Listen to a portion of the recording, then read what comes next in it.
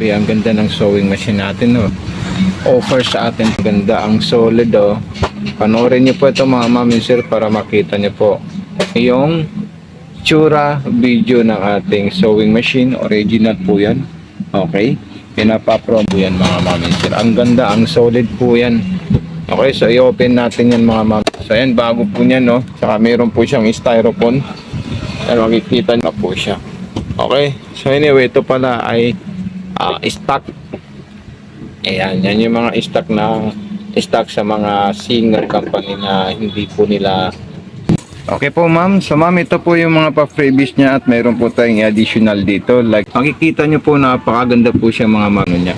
Naka-inverter na po siya, dual po ito mga ma'am insert. Ito po ay automatic push button at pwede rin po siya maging foot pedal. Okay, so medyo may price po ito mga ma'am insert.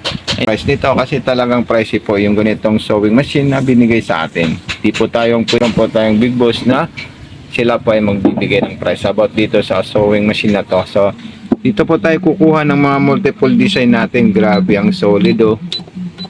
Grabe, tapos yung mga, okay, so dito naman yung another embroidery naman po niya. Grabe, ang solid, oh. Ayan, oh. Grabe, ang ganda. Wow, paka-astig talaga niya. Sobrang dami pala niyan design mga ma'am and sir. Ayan. Okay, so ituturo natin at i-demo natin ito paano po siya gagamitin mga ma'am and sir. Unang gagawin natin siya mga ma'am and sir is yung push button bago po natin i-operate yung foot pedal po niya mga ma'am and sir. Grabe, ang solid talaga. Ma'am, ito po ma'am yung foot pedal niya po ma'am. For the meantime, gagamitin muna natin yung push button natin. At dito po tayo pipili na mga gusto nating design po ma'am. Ayan. Lalabas po dyan kung ano pong gusto nating design. Dito tayo si zigzag. Dito naman po yung selector. Ayan. Gusto ko po yung number 7 na zigzag. Ayan. So pipindutin natin ito ma'am. Ayan. Para makita niyo po kung gaano ka-smooth yung performance niya. Ayan. Sobrang smooth po at napakatahimik po siya ma'am.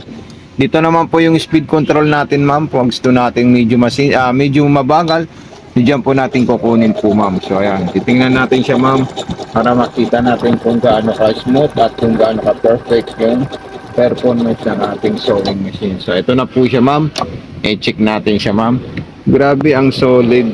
Napaka-perfect talaga siya ma'am. Ayan, walang kakupas-kupas po siya ma'am. So ayan po sa ilalim. Din gagawa naman po tayo ng mga multiple design like embroidery po natin dito sa ating sewing machine. Kukuha po tayo ng mga pang-embroidery natin. So ayan po siya. Ayan. Tingnan natin kung ano po yung lalabas ng mga embroidery dito. Ayan. So ayan, napaka-solid po ito ma'am. Subukan natin yan ma'am. Ayan po ma'am yung parang singsing na panglubid na tahi. So napakaganda po yan ma'am. So sobrang astig po ito ma'am at sobrang ganda po ng performance niya. Hindi lang siya pang embroidery kasi sobrang dami po ng design po ma'am. Aabot po siya ng 100 design po. Ayan, makikita niyo po talaga siya, napaka-astig po siya ma'am. Sobrang solid po niya. Original po yan ma'am. At yung model po niya, makikita niyo talaga yung model. Tignan natin yung ginawa po ng design po.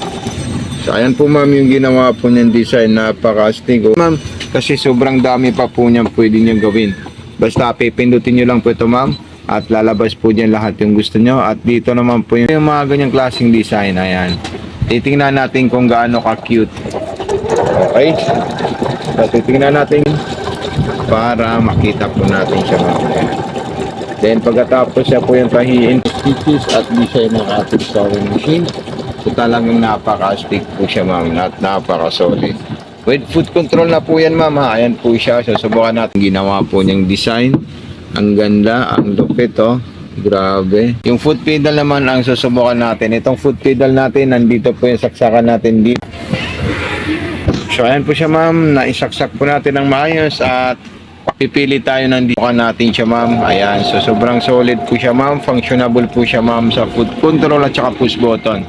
So panalong-panalo po kayo dito ma'am once na ito po ay chinik out nyo sa ating TikTok shop sa Mato Sewing Machine. Isisin ko na lang po yung link natin, then click the link below po ma'am and sir para po ma-check out nyo itong sewing machine natin na gusto nyo pong makita yung video tutorial natin dito. So ito na po siya, papakita natin sa inyo. So ayan, grabe ang solid ng performance niya. Wala po to sa mga iba't ibang klaseng sewing machine natin mga ma'am and sir. Talagang solid na solid po siya. So maraming salamat po sa inyo. God bless and more power po. Peace out po.